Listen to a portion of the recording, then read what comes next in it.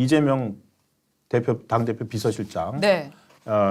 정진상 실장의 재판이 열리고 있습니다. 네. 정진상 실장의 재판이 열리고 있고 거기서 유동규 씨한테 돈을 받았다 안 받았다 진실이 엇갈리는데 유동규 씨는 어저께 분명히 얘기를 했습니다. 총 넘어간 돈은 몇 년 동안 뭐 2억 4천 정도 되는데 2021년에 2021년에 그 성남시 2013년에서 2014년 사이에 성남시장실이 있는 2층 사무실에서 정진상 실장에게 3천만 원을 내가 줬다라고 얘기를 하니까 정 실장 쪽에서는 아니 무슨 말 하십니까? 거기에 CCTV가 있습니다.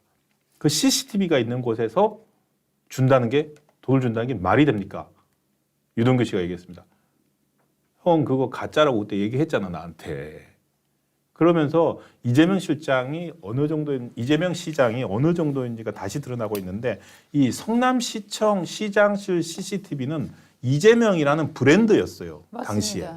그 브랜드가 허구였다는 얘기가 어저께 법정에서 나온 겁니다. 맞습니다. 그러니까 이재명 시장은 자기를 일컬어서 나는 어항 속의 물고기 같다 이런 얘기를 했습니다. 맞아요. 왜냐하면 네. 나는 너무 투명하게 살고 있는데 이런 나를 정말 사방에서 감시하고 음해하고 또 그래서 정말 내가 조금이라도 죄가 있었으면 이미 나는 탈탈 털려서 거의 없어졌을 것이다 라고 해서 어항 속의 물고기라고 표현을 하는 거는 자기는 그만큼 투명한 인생을 살고 있다 하는 것과 더불어서 너무나 많은 공권력의 보수 세력의 감시를 받고 있다 하는 얘기였는데 이 논리를 구성하는 요소 중에 하나가 이전에 그 이재명 그 성남시장이 취임한 후에 우리는 성남시 공무원들은 뇌물 받으면 다 잘라버린다라고 하면서 CCTV 깔았다라는 거 선언했었고요. 네. 그다음에 심지어 화장실에도 막 구호를 써붙였었어요. 일단 저렇게 CCTV 설치 안 해. 저게 청렴 CCTV입니다. 네네. 청렴 CCTV 저렇게 달고 있었고요. 그다음에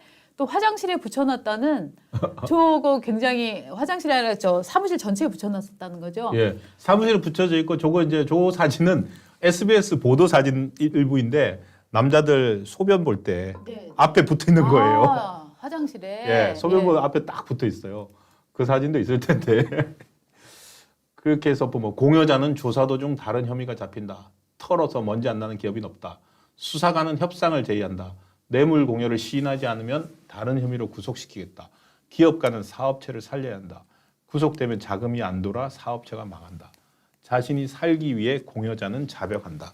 공무원과의 어열이는 2차적인 문제가 된다. 그러니까 저거는 이제 뇌물을 주는 사람, 네. 뇌물을 받은 사람한테 다 당신들 뇌물 받고 입국 다물고 있어야 소용이 없어. 자, 중간에 그 얘기 나오게 돼 있고 기업인 털면 다 나오고 그러니까 절대로 받지 마. 네. 큰일 나. 하는 이제 경고문을 저렇게 써서 이제 올렸다고 하는 거죠. 너무너무 구체적이고 마치 예. 수사받는 상황을 전제로 네. 그러니까 이러니까 받지 마라고 네. 해놓은 것 같아요. 예.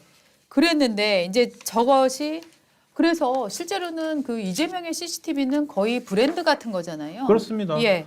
그 상당히 그 홍보도 많이 됐고 네. 아마도 꽤 그 힘을 들여서 지상파에도 몇 차례나 보도가 됐거든요. 네. 당시 그 저런 장면들도 나옵니다. 저게 네. 성남시라는 일개 지자체에 저런 걸 붙여놨다고 해서 저게 저렇게 기사가 되는지 네. SBS 지상파 뉴스에 나올 기사는 만한. 되죠. 실제로 저렇게 붙여놨으면. 예. 저래요? 저는 아니, 기사 된다고 저거는- 봅니다. 저거는 다른 데도 많이 붙어 있을 것 같은데 이재명 시장 하기는 마케팅의 천재인 것 같아요. 아니 저렇게 황당하게 붙여놓은 경우는 황당하게 없죠. 너무 황당해서. 예. 예. 저렇게 붙여놓은 건 없기 때문에 전 기사는 된다고 보는데 문제는 이제 그러면 정말 저것이 전기를 꽂고 회선을 돌려서 돌아가게 네. 했느냐 이게 문제인데 네. 실제로 이제 어제 재판에서 나왔던 얘기는 일단 2013년 부분에 있어서 2013년에 이게 8천만 원이었나요? 네. 요 3천만 원이었죠.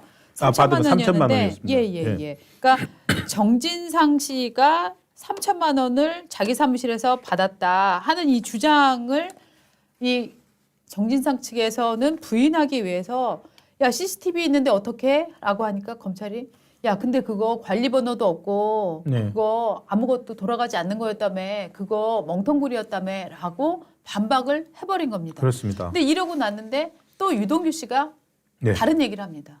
무슨 얘기냐? 야, 그 정진상 사무실에 있었던 CCTV만 먹통이 아니고 이재명 시장실에 있었던 네. CCTV도 먹통이야. 왜냐하면 이 앞부분 정진상 사무실에서의 CCTV 얘기는 원래 이 공무원 뭐 저희도 마찬가지입니다만 공무원 구조에서 CCTV가 돌아가면 이게 회선이 뭐고 어떻게 되는지 반대로 이게 사생활 침해 논란이 있을 수 있기 때문에 엄청 이렇게 엄격하게 관리를 해야 되거든요. 예. 이 CCTV를 본 사람은 누군지 언제 설치했는지 몇 시간 돌아갔는지 그 관리를 엄격하게 해야 되는데 이게 대장이 없다는 거예요. 이 관리 내용이 없다는 거예요. 관리 내용이 없다는 거는 뭐냐? 돌리지 않았다는 거죠. 예. 그래서 당시 경기도청 출입 기자들, 네. 성남시 출입 기자들, 저도 혹시 제가 그런 취재할 때 그런 일이 없었을까 반성합니다. 네.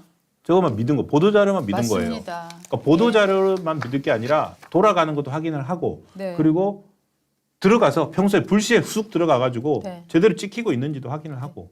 네. 지금 기억이 나네요. 성남시장이 저렇게 하면서 전국 지자체 군수들 방에 네. 저게 대대적인 유행이 됐어요. 맞습니다. 여러분들 쏘으셨습니다. 이재명 시장은 자기는 한다고 해놓고 안 했는데 네. 여러분들만 켜놓고 가시방석에 앉아서 시장실에서 마음대로 코도 못 파고 발도 마음대로 못 얹어놓고 그렇게 지내신 겁니다. 그렇죠. 아, 그래서 이번에 참 저 CCTV 그때 이제 제가 마케팅을 하는 거 보고 나서 야, 정말 이재명 시장은 마케팅의 천재구나 뭐 네. 그런 느낌을 가졌었는데 이번에 정말 아, 이재명 대표 관련 사건을 돌이키다 보면은 저 스스로를 굉장히 많이 반성하게 되는 아, 내가 저 뭐 판교 개발한다고 했을 때 뭐 정자동 개발한다고 했을 때 어디 뭐 좋아졌다고 했을 때 내가 왜 저 부분에 다른 문제는 없나를 꼼꼼히 찾아보지 못했던가 하는 네. 생각들을 하는데 이번에도 마찬가지로 아 CCTV 설치합니다. 저는 투명합니다. 라고 얘기했을 때 그래? 그러면은 CCTV 보여줄 수 있어요? 라고 왜 나는 그러니까요. 한번 생각하지 못했을까를 반성하게 되는 것 같습니다. 네.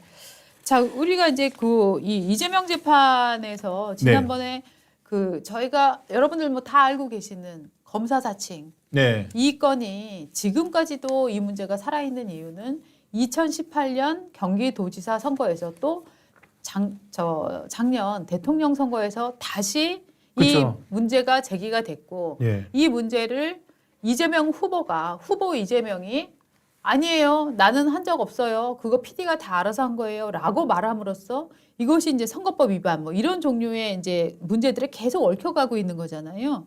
근데 2018년 기억을 하시겠습니다만 이 2018년 그 선거법 위반 관련해서 대법원 판결까지 나왔던 요 사건에서 예, 권순일 대법관. 예. 네, 권순일 대법관 요 사건에서 과거에 김병양 시장의 비서였던 사람이 예. 위증을 했다. 음. 검찰은 지금 어떻게 보고 있냐면은 김병양 비서가 시간이 지나서 이재명 측에 붙어서 경제적 이익을 취하고 네. 허위 증언을 해줬다 이렇게 보고 있는데 예. 문제는 뭐냐? 이 사람 구속영장이 기각이 됐단 말이죠. 예. 구속영장이 기각되면 많은 분들은 아 그러면 검찰 주장이 사실이 아닌가 봐라고 저희가 생각할 수 있는데 그렇죠.